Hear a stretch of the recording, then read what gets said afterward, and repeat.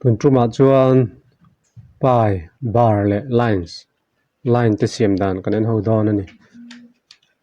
tuna kan hmuang hian tilai kan thil chhut hei kan hmuang hian month January tanga June thleng awm ta a income pawh number awm thla diah diah ta hei hi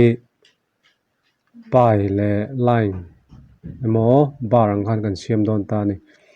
chuti ni chuan heng kan thil chhut te kan select anga ti kan select zo to nu khan insert a kan click anga chuan heti lai hian column line pi bar area ti te awm thlawta masa ber atan column ah hian an ti thin nei la column ah hian kan click anga tichuan chi hrang hrang awm ta 3D column ti te cylinder ti te tan kan duh ber khan click tai la hei hi alo ni ta ni duh chuan hei pawh kan pot te thei a he ti lai a hnuai sir atangin ti awm chiah hian kan click anga thla lovin tian kan pot te dawn ani hei kan duh dun a hmunah kan chawi thei bawk a tichuan vei khat kha kan select tawh wang khanin chumi hmain tian kan select nawn lenga tichuan insert ah kan kal lenga line ti te awm leh ta tan kan duh line kha kan click leh tawp anga kha line alo ni leh ta ni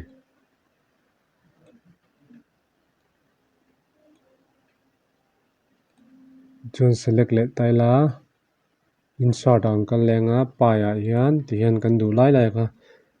kan duh ber kha kan click leh tawp anga ting khan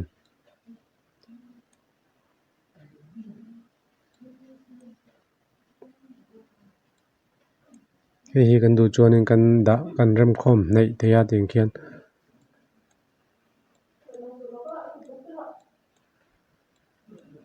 thil harsa vak ani lo ani tichuan tilai kan hmuang hian he tilai hianin a label a kha a inziak lo ta entir nan January chu he tilai ah hian a pawl hi an ta he tilai tur hi ani ta a tilai in a label a kha kan englo duh chuanin kan click anga kan right click lenga add data label tian kan click anga tiang khian 1200 ni ta tiang chiah chuan add label tiang khan a label pawh kha a dah vek thei ni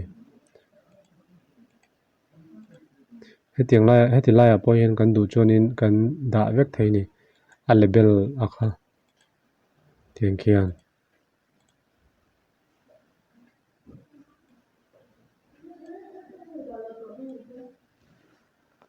kan hmuang hian Excel ah hian pie chart tiang hianin ulsam takin a siam thei a chuan a tawp nan kan select leila insert ah kan kal lenga area ti awm ta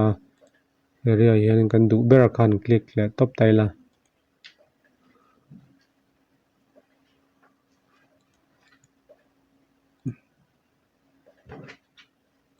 kal thei la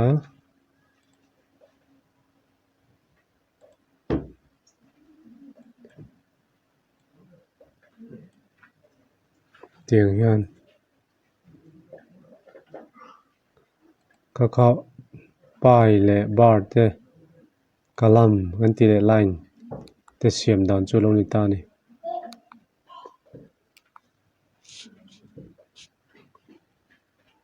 tun truma tan chuan kan duh tawk leh report dawn ani